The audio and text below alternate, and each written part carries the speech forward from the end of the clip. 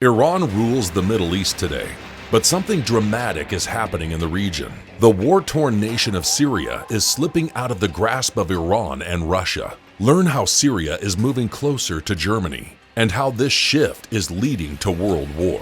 Next on The Key of David with Gerald Flurry. Greetings, everyone. I recently had a TV program on a mysterious alliance, and that's discussing Psalm 83, and it is a chapter of my booklet on the King of the South. And so if you look at that psalm, I wanted to just single out one nation there, but there are 10 nations in Psalm 83.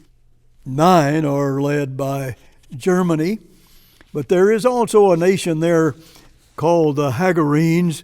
Anciently, they dwelt in the land of Syria. So you have those 10 nations, including Germany, which is a powerful group of people, but who's always going to be leading? Germany will be.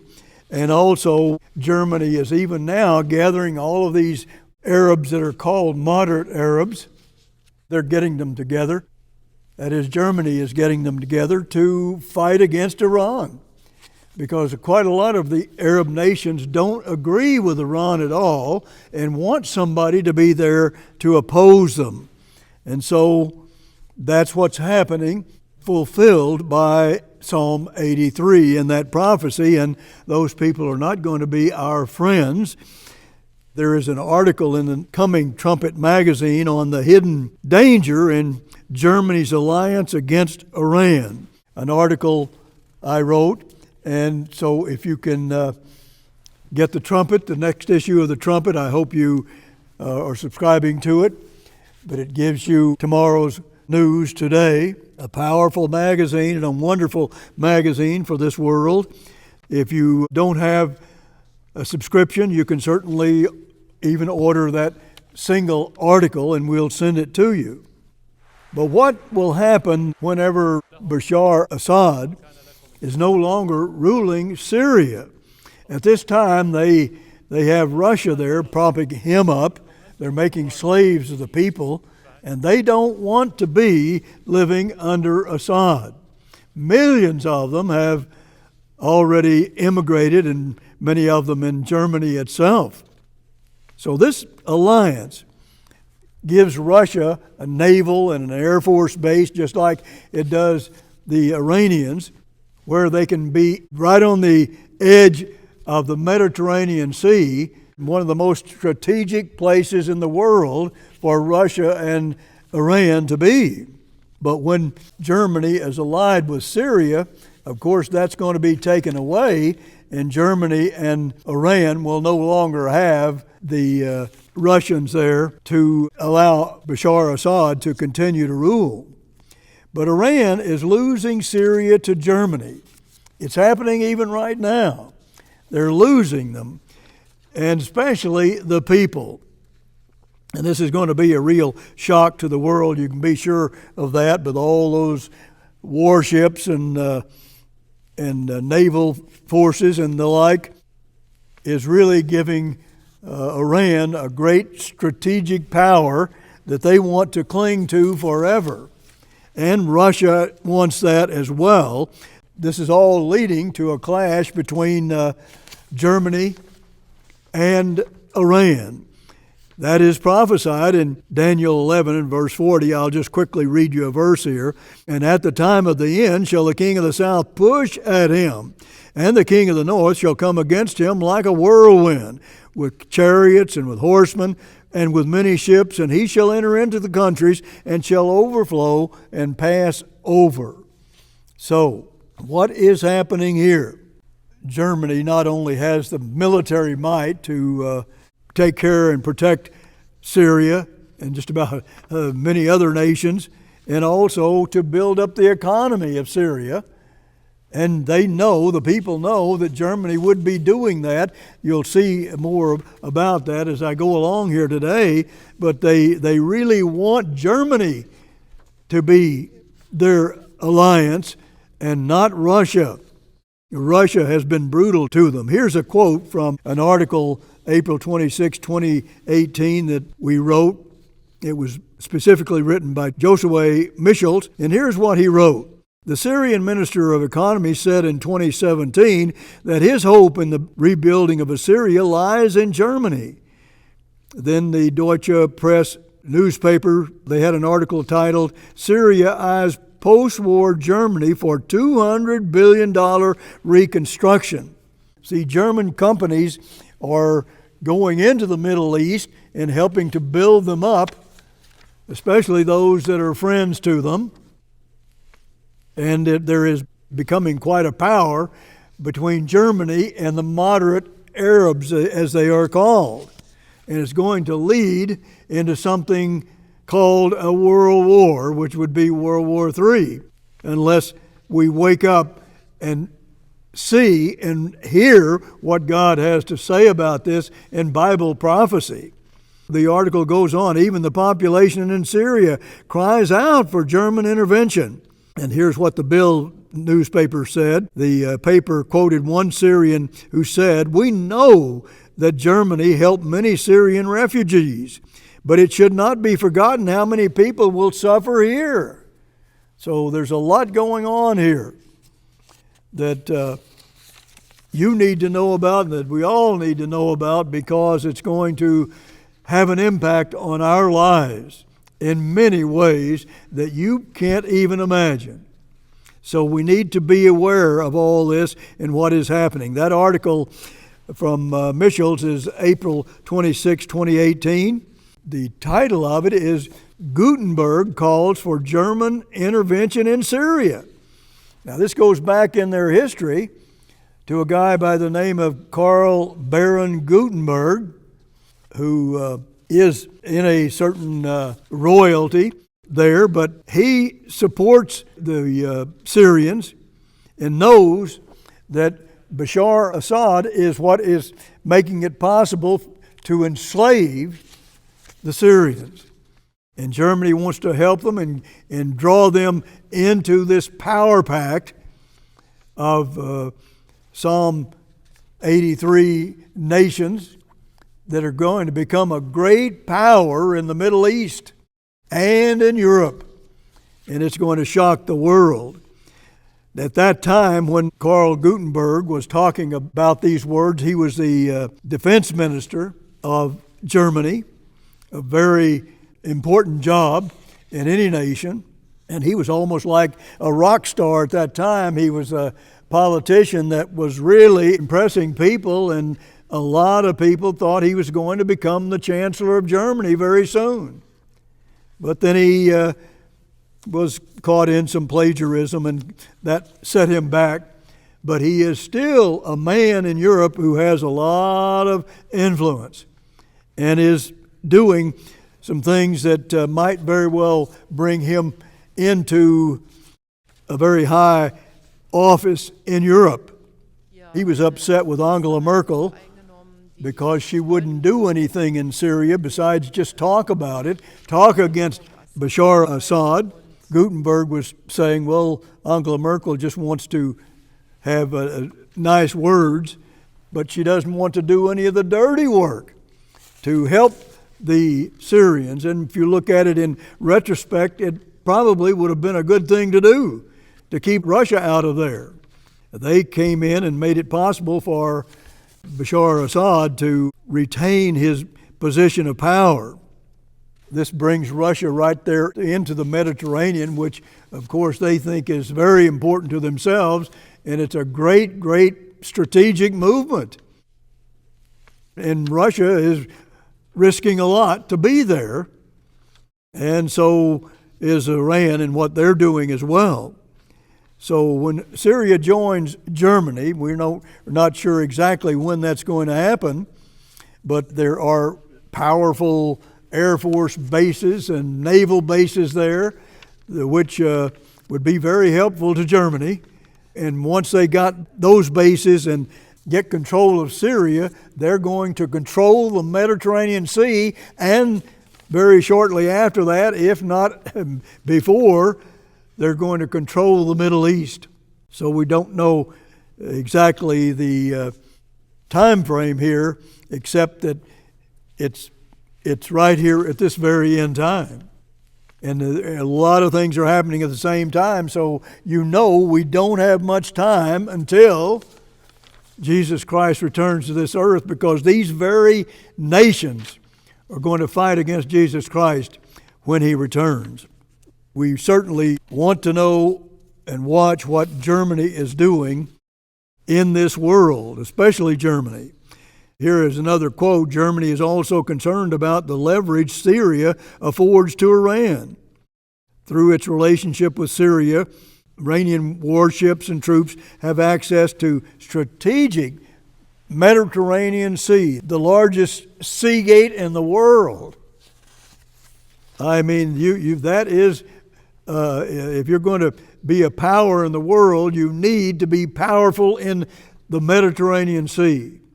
And Germany almost controls it even now. Well, a lot of people just don't know that, and I guess they don't know too much about news, but they need to know, because what Germany's going to do is going to shatter a lot of ideas in the world. And when they see what they do. But at that time, Gutenberg was actually calling for Germany to declare war in Syria. Now, that is a strong man. Do you think he might have some influence still? Because he's very popular and he's a very brilliant man. What is he going to do in Europe? Well, I'll tell you this. He was really swinging the German people more around to have a militaristic mindset, so that Germany could do something that he felt like they needed to do in the Middle East. And he may very well have been right about that. But anyhow, he didn't appreciate Angela Merkel's pretty words, and he was very, very direct in what he said, and he didn't really try to dance around anything. He was very brutally honest in that way as he spoke. Gutenberg at that time really dramatically changed the makeup of the German army. He was changing things very heavily at that time. And now notice what it says here. Gutenberg had a long view that goes beyond merely defending German borders from a worst-case scenario Russian onslaught. His vision is for a globally deployed, well-trained German army. See, he didn't want Germany to use its excuse about its past, and it's starting World War I and World War II and wars before that. He was concerned that the people was letting that hold them back. That's what he was really concerned about. But anyhow, this man can really make a change in Europe with all of that power that Germany has. And when they of course, when they get Syria back, they can send the Syrians from Germany, those millions of Syrians, back to their own nation as well. And that is one of their concerns also. Verse 23 of Daniel 8, let's look at that. And in the latter time of their kingdom, when the transgressors are come to the full, a king of fierce countenance and understanding, dark sentences shall stand up. So who is going to be that strong man of Europe? That's what it's talking about. And it's what everybody in Europe is yearning for. A real strong leader, a Charlemagne. France and Germany often talking about, well, we have to have a Charlemagne. The man who came along in the 800 AD time. It was the Second Holy Roman Empire that he led, and he waded through rivers of blood to conquer Europe at that time. And it was certainly an example for Adolf Hitler, because he followed his example in many ways.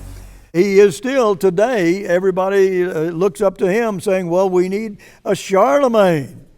But a Charlemagne did all kinds of obscene, bloody things in Europe. Do they really want that? Well, that's what they say, but they don't know what they're asking for. Or they wouldn't be doing that. The history is not good. But Adolf Hitler had the Third Reich. Charlemagne had the First Reich. So this was something that Hitler, that example was very good for him in many ways. Think about this. When the really big problem, all the parties in Germany will tell you that they don't have leadership, strong leadership. There's weak leadership. And they want to rule not only Germany, but 10 kings in Europe that we've talked about for over 75 years. They are coming, those 10 kings, and they could come and probably will come in 1 or 2 or 3 years. That's how soon it's going to be. Or certainly that's the way it appears right now. They have a new party in Germany called the Alternative für Deutschland. They take second place in national polls. Second place in Germany. And it's really a Nazi party. That's something to think about. Something we all ought to be concerned about. Just think about this. There is a danger in every fifth German voting for the far right. Every fifth German is voting for the far right, talking about Nazism. This is the fastest growing party in Germany. What do you think is happening there? Something that we've been prophesying for over 75 years. Let me just paraphrase something here that one of the citizens of that Nazi party, or NSDAP, it is a Nazi party, and he said, yeah, I'll come back to this party. And, well, you can't say that. The citizen said, yes, you can. The reporter said, well, the NSDAP killed 6 million Jews. And he just kind of shrugged his shoulder, didn't seem to bother him at all. The reporter said, do you really think it would be good to have fascists again in Parliament?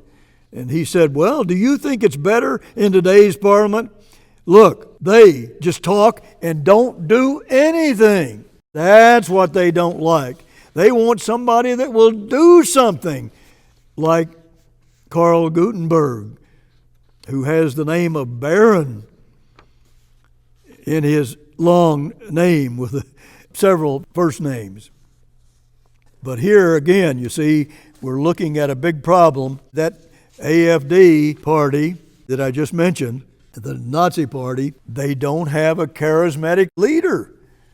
They don't have a real leader. And that's why everybody in Europe, it seems like, is wanting, at least those that are close to Germany, want a Charlemagne, and they want him soon. They know they have to have one if they're going to stand up to Russia and China and Iran and their allies. They have to do something. The Wall Street Journal has written about them. Anyhow, there's a very real appetite for extremists in Germany. And remember, there's a lot of things going on there that we need to be very much concerned about. They have what they call the crown jewels from the Holy Roman Empire. They want the seventh head of the Holy Roman Empire to come on the scene. And all 6 of them before now were just bloody heads of the Holy Roman Empire. And a lot of people were killed. Innocent people. And still, they want that crown. They want the crown that they say is of the Holy Roman Empire. And it belongs to all nations, they say. Well, not really, but that's what they say. And they're waiting for Charlemagne. And we need to be concerned about this and what is happening and where is that charismatic leader. That's what they're waiting for, this leader. Where is he? And where do you see one in Europe? And I'll tell you, if you look at Baron Gutenberg, it really does seem like he would fit that strong man that they're looking for, the Charlemagne, that they want to lead them as a strong leader, which would mean a dictator. A lot of tyranny. Now, there's just a lot there that we need to be aware of, and I'll tell you, the whole world is going to be stunned and shocked and impacted by this. The aristocratic elite has played a devastating role in German history, and that's where Mr. Gutenberg is, but they have a lot of respect by the German people. Before taking his ministerial post for several years, Gutenberg led the CSU Executive Committee's Special Committee on Foreign Policy. He was into foreign policy. Gutenberg left no doubt that it was necessary to counter the widespread anti-war sentiments of the general public. He wanted to declare war in Syria and keep Russia out, which sounds like a good idea, and keep them out of the Mediterranean Sea, and keep Iran out of the Mediterranean Sea, perhaps, at the same time. That's the kind of leader, it sounds to me like, that they're looking for in Europe. And when he was a defense minister, I mean, he was the darling politician of that time. Well, anyhow, you can read Revelation 17, verse 10, where it talks about the greatest prophecies in the Bible in this end time.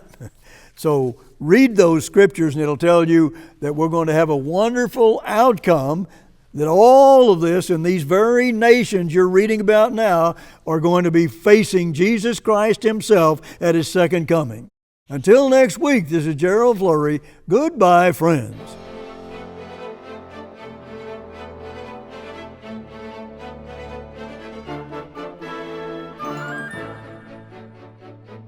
All our literature is available free of charge, at no cost or obligation to you. Request A Strong German Leader is Imminent, The Hidden Danger in Germany's Alliance Against Iran, and A Mysterious Alliance. Subscribe to the Philadelphia Trumpet News Magazine. Order now.